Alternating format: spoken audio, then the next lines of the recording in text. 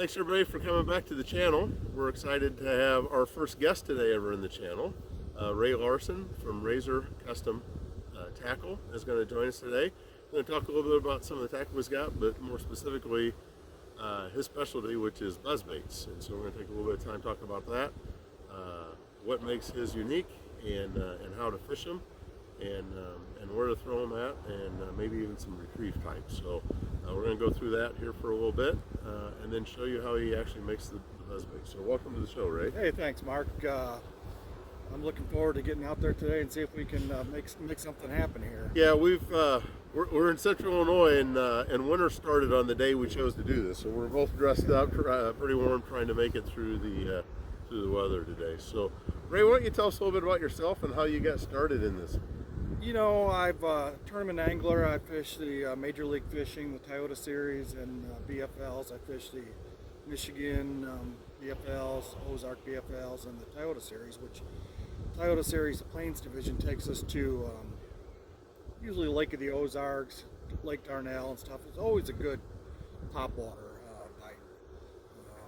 I just sort of got attracted to buzzbaits for the fact that I can fish them year round. Basically, it's a great search bait. I feel that if you can get a bite, or even if you don't land something on the prop knocker or any of the buzzbaits, it's going to tell you the fish are in the area. Right. So then maybe you circle back and start throwing your jig or a judder jig or something like that. So that's mainly, I use it really as a search bait, but on a lot of days it really can save the day. Right. You know what I mean? Because a lot of times you're going to get a great fish with it. And so I have one tied on my deck all the time, you know, just right. for that use. Now, one of the things that I noticed right off the bat with first time I threw one of yours is it's got the squeak in it right off the bat, whereas you know, a lot of guys they tie their buzzbaits up to the antennas of the car and drive around for a week or two to get them to squeak and stuff, right? But yours has a real good sound right out of the package, I noticed. Yeah, I think one thing that we do is I'll take and actually tweak the blade a little bit before it goes on. I know a lot of guys will, you know, hang it out their window, or they'll rough the shaft of the blade up, the head of the body. But I feel it starts with the blade and the rivet and then the body.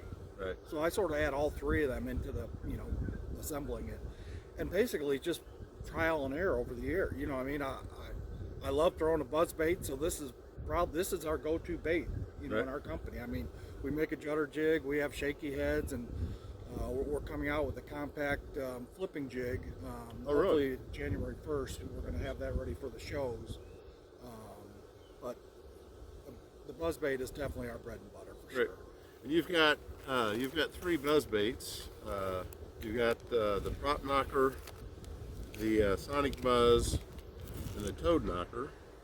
And maybe you just tell us a little bit about each of those three and a little bit of the differences between them.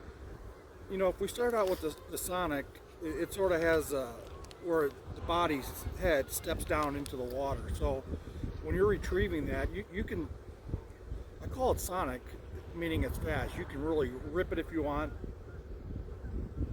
Crazy as it sounds, you can actually slow it down and really just crank it really slow.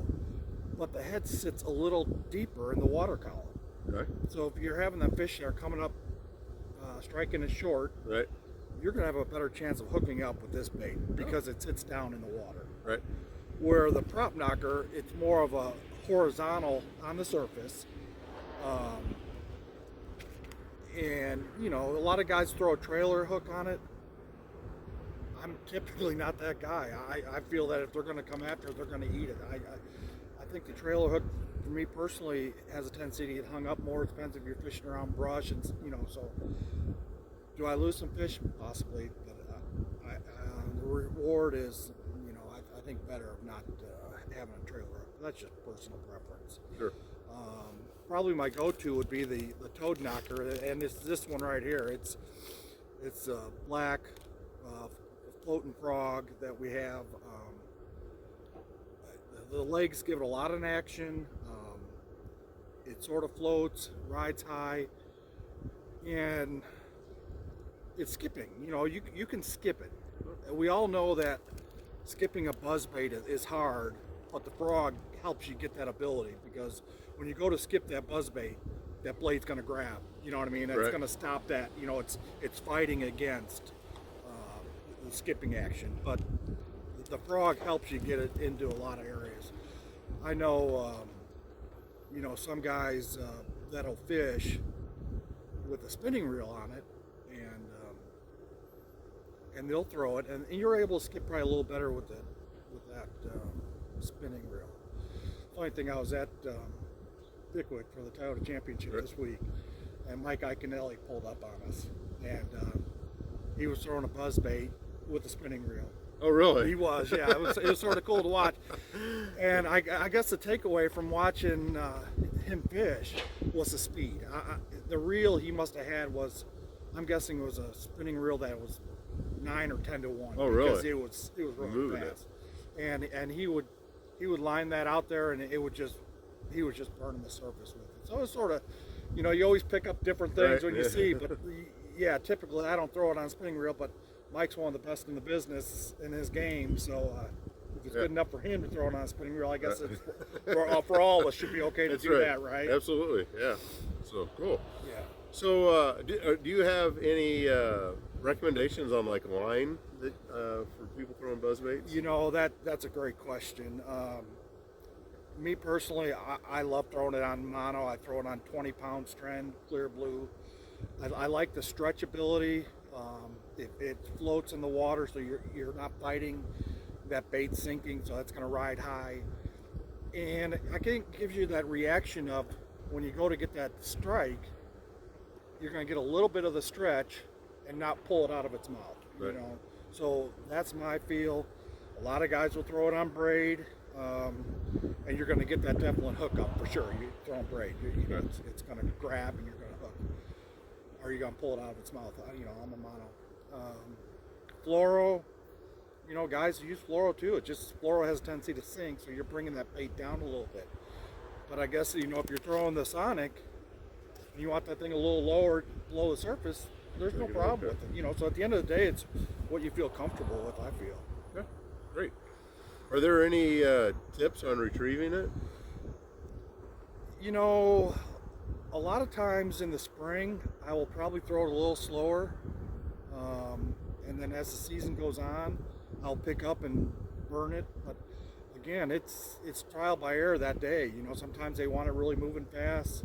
So I think, you know, that stop start or a slow where it just sort of plugs through the water. Yep. The spring or the fall, I feel the fish are really active and moving. And so I feel that, you know, fast retrieve, and it's amazing. I think you just need to try it sometimes. Just get out there on the water and do it different than how you normally do it. If you're a guy that's really throwing that buzzbait slow and that's how you do it, if you're out there just fun, work with it, throw it fast, and you'll be surprised at what you might come up with. Right. You know what I mean? That speed result. With that being said, what we're working on, this is sort of something new that we don't have out yet and not perfected, but we're coming out with a buzz shad, and we're going to try some things today, but I'm not sure this is the one we're dialed in with yet. But you know, I think there's something we're going to try for the fall that's a big player. Right. It's the shad sound, because the fish are moving up the creeks chasing shad. Right. So we feel that could be a player. So look for that coming out in probably 2022 sometime. Awesome, great. Well, I think I don't have any more questions for you. Do you have anything else that you wanted to share before we get into showing how you? No, let's get in. I want to show some tricks there. So what we're going to do next is we're going to reset up the camera, and Ray's going to actually assemble one or two of these for us and show us what makes his unique and how he gets his to make the unique sound that everybody's looking for on the buzzbait, and then we'll call it a video at that point once we get that done.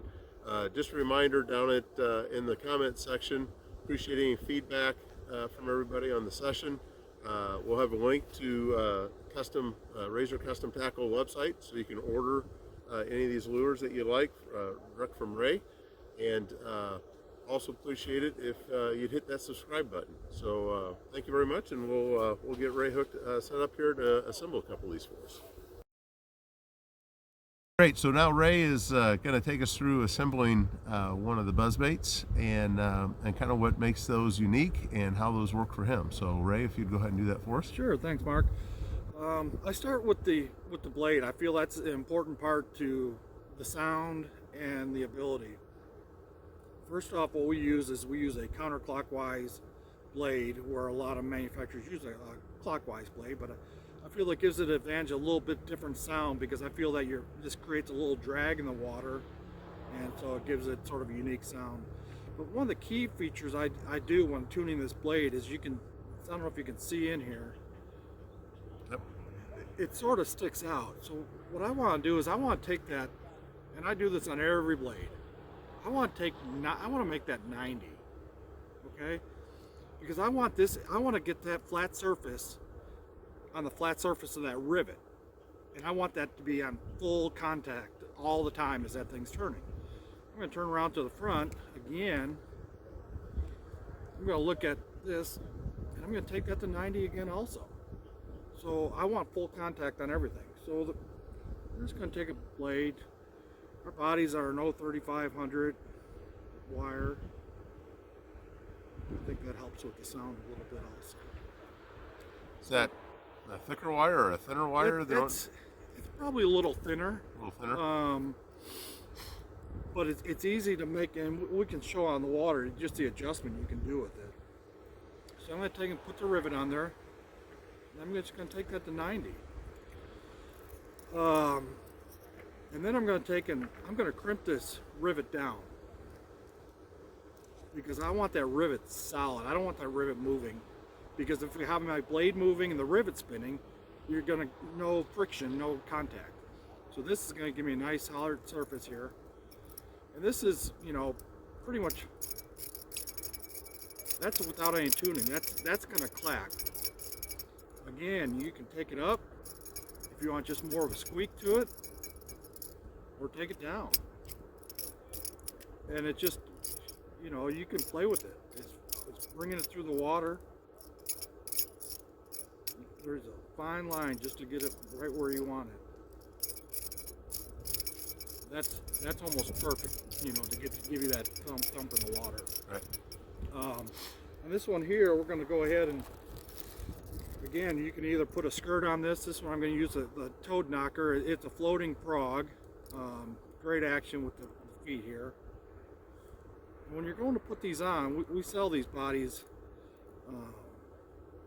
separately also, but you're going to get one with the Buzzbait, and for the most part, you don't need a lot. This Buzzbait frog is going to last you a long time, and that's a nice solid keeper on there. This is pretty much your finished product right here. I mean, you can skip this thing, you can just burn it fast, however you like. But this is my go-to. This has saved the day for me plenty of times. So, RazorCustomTackle.com. Great.